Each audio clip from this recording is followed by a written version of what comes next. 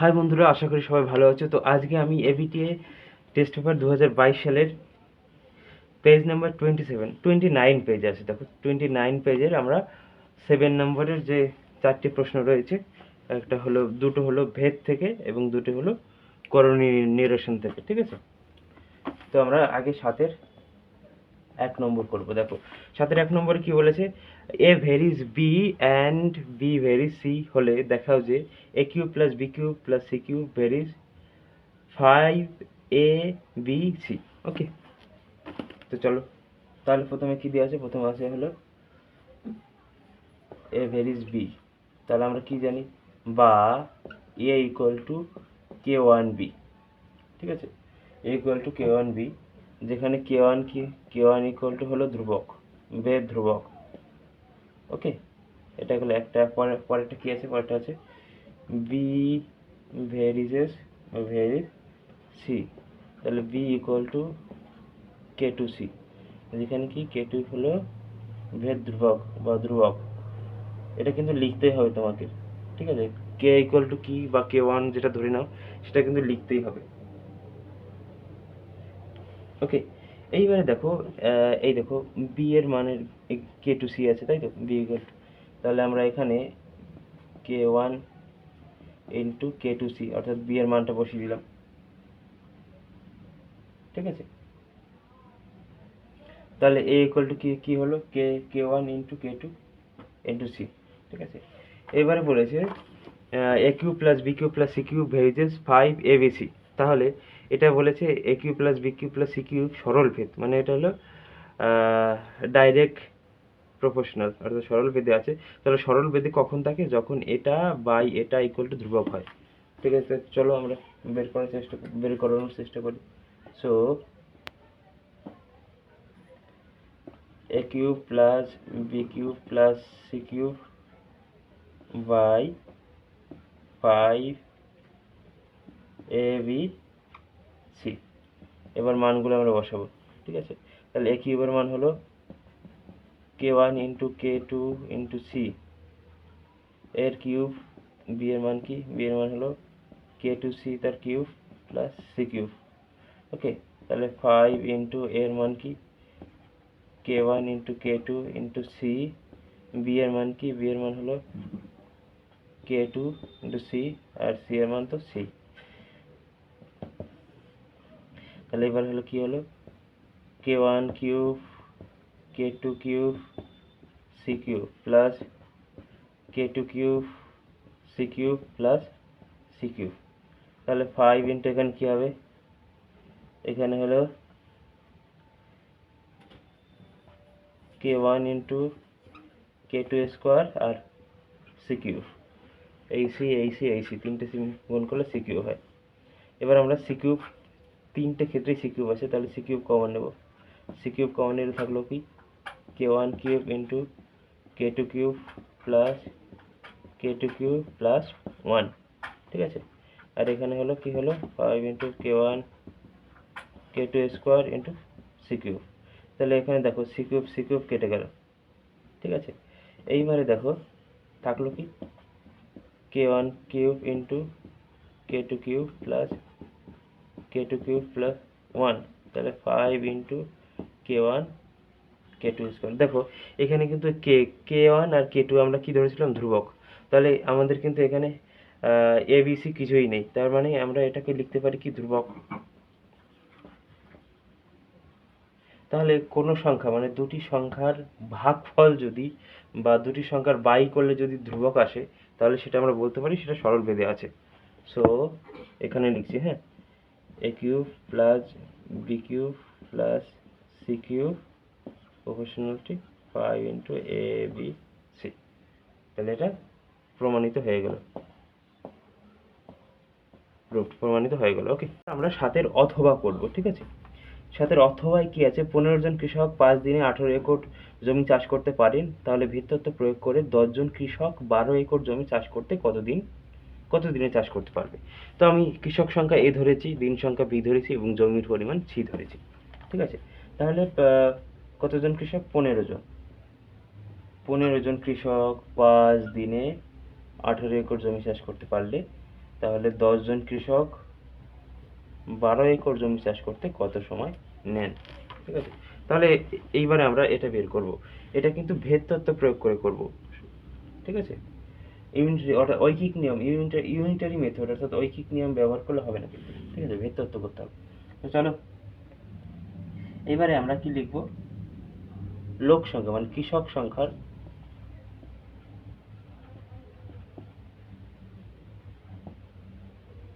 কৃষক সংখ্যা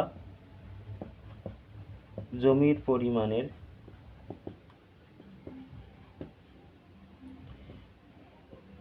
সঙ্গে সরল ভেদে আছে।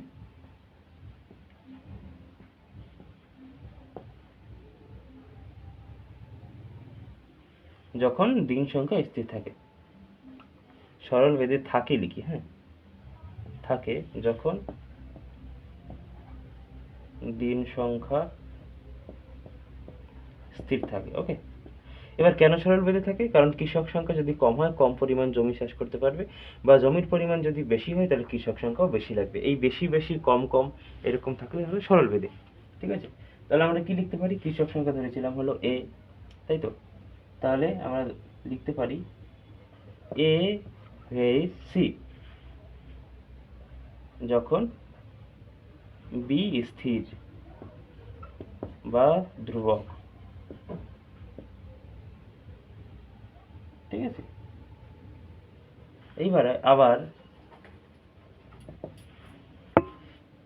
এবার আমরা জমির পরিমাণটা স্থির রাখবো, যেহেতু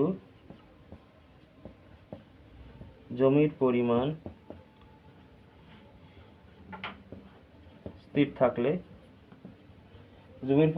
থাকলে কৃষক সংখ্যা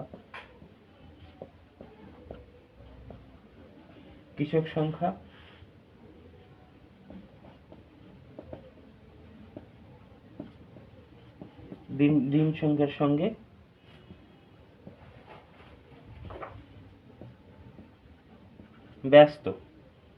ব্যস্ত ভেদে থাকে।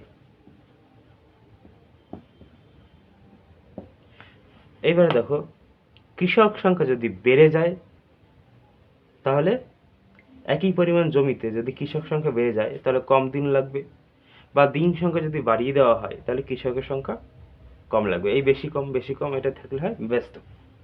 ঠিক আছে, তাহলে এবার আমরা কি লিখতে পারি? তাহলে কৃষক সংখ্যা এ ভেরিস, তাহলে দিন সংখ্যা কি লিখেছিলাম? দিন সংখ্যা হলো বি, তাহলে 1/b ব্যস্ত ভেদ যেহেতু, যখন সি হলো ধ্রুবক, তাই তো, সি হলো কি? সি হলো স্থির বা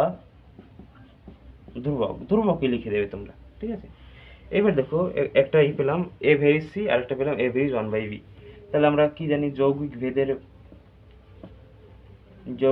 ভেদের উপপাদ্য অনুযায়ী কি হবে? A varies C into 1/b। ঠিক আছে, A varies C into 1/b, so A varies C by B. এটা হয়তো এই দুটোর এটা এ থাকে আর এই দুটোকে মাল্টিপ্লাই করতে হয়। এটা আমরা একটা কি পেলাম? আমরা পেলাম এ ভেরিস সি বাই বি পেলাম। বি এবং সি উভয়ই কি পরিবর্তনশীল। যখন বি এবং সি উভয়ই পরিবর্তনশীল। ওকে, তাহলে আমরা এই সমীকরণটা মনে রাখবো। ঠিক আছে, এইবার এই সমীকরণকে আমরা কি করতে পারি? a equal to K into C by B. K হলো ধ্রুবক। ওকে, কে হলো কি? ধ্রুবক। চলো এইবারে আমরা সমীকরণটা মনে রাখবে। আমি একটু এটা মুছে দিচ্ছি।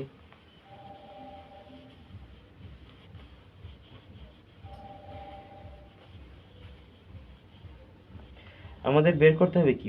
বি এর মান বের করতে হবে, তাই তো।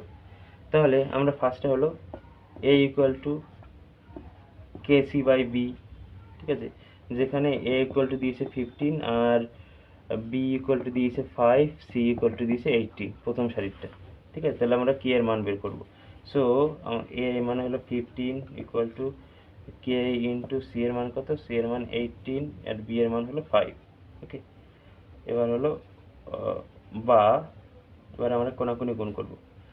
18k ইকুয়াল টু 15 ইন্টু 5, ঠিক আছে, বা k equal to 15 into 5 by 18। তাহলে 3 5 15, 3 আচ্ছা 3 5 15 আর 3 6 18, ঠিক আছে। তাহলে কি পেলাম আমরা 25/6, এটা আমরা k এর মান পেলাম। সো এবার আমরা কি করব, আবার আমরা কি জানি, আমরা জানি হলো a ইকুয়াল টু kc/b। তাহলে আমাদের কার মান বের করতে হবে, b এর মান। এবার কোনাকুনি গুণ করলে হবে কি, বা ab ইকুয়াল টু kc বা b ইকুয়াল টু কি হবে kc/a, ঠিক আছে। তাহলে এবার আমরা দেখো মানগুলো বসাবো যখন, তাহলে এবারে কি আছে, এবারে আছে হলো a ইকুয়াল টু 10, ঠিক আছে, আর c ইকুয়াল টু 12 আর k ইকুয়াল টু আমরা বের করেছিলাম 25/6, ঠিক আছে। তাহলে এবার k এর মান হলো 25/6 ইন্টু c এর মান 12 আর a এর মান হলো 10। তাহলে 6 দিয়ে 12 কে কাটলে হবে 2, ঠিক আছে। তাহলে কি দাঁড়ালো, 25 ইন্টু 2/10। তাহলে এটাকে দিয়ে হলো 5 2 এ 10 আর 5 5 25, 2 2 কেটে গেল ইকুয়াল 5, ঠিক আছে। তাহলে আমরা বিটা কত পেলাম 5। তাহলে দিন সংখ্যা পেলাম সংখ্যা 5, ঠিক আছে, 5 দিন। তাহলে 5 দিন সময় লাগবে, 5 দিন সময় লাগবে। 2 নম্বর করব। এবার আমরা 7-এর 2 নম্বর করব। দেখো 7-এর 2 নম্বরের অথবা করব, ঠিক আছে। তো 7-এর 2 নম্বরে অথবা দেখো এটি বেশ সরল করে দিয়েছে, সরল। তো এবার এই টাইপের অঙ্কগুলো ক্যালকুলেশন খুব ঠান্ডা মাথায় করবে, কারণ কি যে কোনো সময় ভুল হয়ে যেতে পারে, কারণ খুব ক্রিটিক্যাল ক্যালকুলেশন এইগুলো, ঠিক আছে। তো আমরা দেখো একটা নম্বর দিয়েছে, 3টে রাশি দিয়েছে, প্রথম স্ট্যান্ডার, সেকেন্ড স্ট্যান্ডার আর থার্ড স্ট্যান্ডার।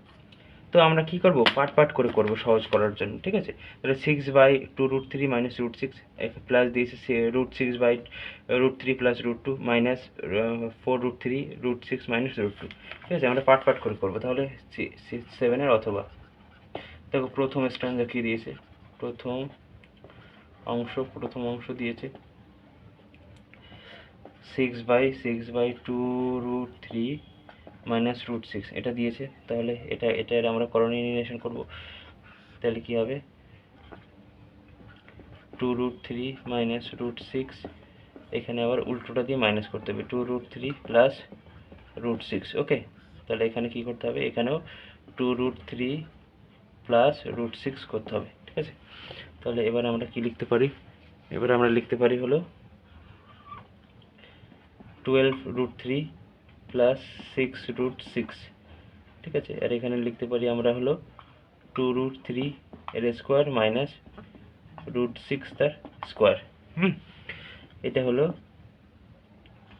এইবারে আমরা এখান থেকে কিছু করব না, 2√3 প্লাস √6, এখানে কি হবে দেখো 2 এর স্কোয়ার 4 আর √3 মানে হলো 4 ইন্টু 3, তাহলে কত 3 4 12 মাইনাস 6, ঠিক আছে। এবার দেখো আমরা এখানে লিখছি, এই লাইনটা এখানে লিখছি। ওকে, তাহলে এখান থেকে আমরা কি করতে পারি, লিখব 12, এখানে আমরা 6 কমন নিতে পারি, 6 কমন নিলে থাকবে কত 2√3 প্লাস √6 আর নিচে থাকবে হলো 6, তাই তো। 12 থেকে 6 মাইনাস করলে তাহলে 6 কেটে গেল, তাহলে থাকলো কত 2√3 প্লাস √6। ওকে, এইবার হলো ফার্স্ট অ্যান্সার, দ্বিতীয় অংশ।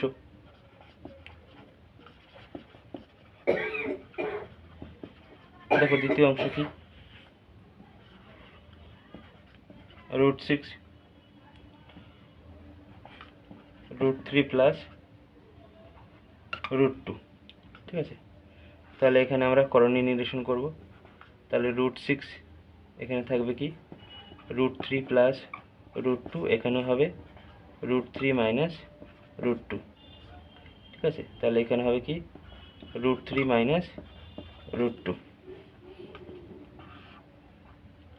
ঠিক আছে। তাহলে এখানে হবে √3 তার হোল স্কোয়ার মাইনাস √2 তার হোল স্কোয়ার, ওকে। তাহলে এখানে হলো 18, 318 মাইনাস 12, ওকে। তাহলে এখানে লিখতে পারি কি 3 মাইনাস 2, মানে √3 এর স্কোয়ার মানে শুধু 3, আর √2 এর স্কোয়ার মানে শুধু 2। আর এখানে 18কে আমরা কি লিখতে পারি, 2 দিয়ে হলো আমরা লিখতে পারি 3√2, ঠিক আছে। 3 বেরিয়ে আসবে √2 মাইনাস 12কে কি লিখতে পারি, 12কে লিখতে পারি 2 6, তার মানে 2√3 লিখতে পারি, ঠিক আছে। তাহলে এখানে কি হলো, এখানে হলো 1 2 থেকে 3 থেকে 2 মাইনাস করলে 1 থাকে, তাহলে 1 নিচে আর লেখার দরকার নেই, তাহলে 3√2 মাইনাস 2√3 থাকবে, ঠিক আছে। এবার হলো তৃতীয় অংশ। তোমরা কিন্তু একবারও করতে পারতে, কিন্তু এটা একটু ছোট লাগে আর কি, ওই কারণেই করা। মাইনাসটা আমরা নেব না কিন্তু, হ্যাঁ, শুধু সংখ্যাগুলোকে নেব, √3 √6 মাইনাস √2, ঠিক আছে।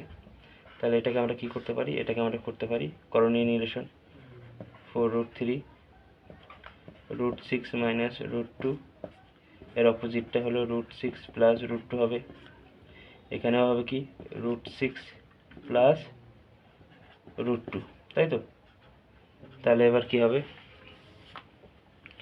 এবারে হলো আমরা এখানে লিখতে পারি √6 তার হোল স্কোয়ার মাইনাস √2 তার হোল স্কোয়ার, আর এখানে আমরা লিখতে পারি 4 ইন্টু √18 প্লাস 4 ইন্টু √6, তাই তো নাকি। এবার হলো এখানে হলো 6 মাইনাস 2, মানে √6 এর স্কোয়ার শুধু 6, আর √2 এর স্কোয়ার মানে শুধু 2। আর এখানে আমরা কি লিখতে পারি, দেখো √18 আমরা কি জানি, √18 মানে হলো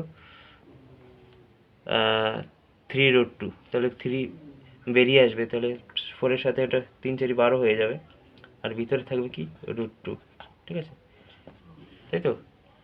আর এখানে থাকবে হলো 4√6, ওকে। তাহলে এটা আবার এখানে লিখি লাইনটা। এবার দেখো এটা হলো থাকবে কত, 6 থেকে আমরা 2 মাইনাস করবো, তাহলে থাকবে 4, উপরে আমরা 4 কমন নিতে পারি, 4 যদি কমন নিই তাহলে থাকে কত 3√2, এখানে প্লাস থাকবে √6, 4 4 কেটে গেল, তাহলে থাকবে 3√2 প্লাস √6, ঠিক আছে। আমরা 3টে অংশ করে ফেলেছি করণীয় নিরসন। এবার আমরা প্রদত্ত রাশি লিখব, প্রদত্ত রাশি যে মূল রাশিটা দিয়েছে, প্রদত্ত রাশিটা কি হবে, প্রদত্ত রাশি 6/2√3 মাইনাস √6, ঠিক আছে, প্লাস √6/√3 প্লাস √2, তাই তো, প্লাস এটা প্লাস না মাইনাস, ঠিক করে দেখবে কিন্তু, হ্যাঁ, 4√3 এখানে আছে কত √6 মাইনাস √2, তাই তো। এবার দেখো প্রথম অংশের জন্য আমরা কত পেয়েছি হলো 2√3 প্লাস √6, তাই তো, ব্র্যাকেট দিয়ে আটকে রাখলাম। দ্বিতীয় অংশের জন্য আমরা কত পেয়েছি, দ্বিতীয় অংশের জন্য পেয়েছি 3√2 মাইনাস 2√3, ব্র্যাকেট দিয়ে রাখলাম। তৃতীয় অংশের জন্য পেয়েছি আমরা 3√2 প্লাস √6, ঠিক আছে। এবার আমরা তুলে দেবো bracket, 2√3 plus √6 plus 3√2 minus 2√3 minus 3√2 minus √6, তাহলে √6 কেটে গেল, ঠিক আছে, 3√2 কেটে গেল, 2√3 কেটে গেল, বেরোলো কত 0, ঠিক আছে। তাহলে অ্যান্সার কি হবে 0।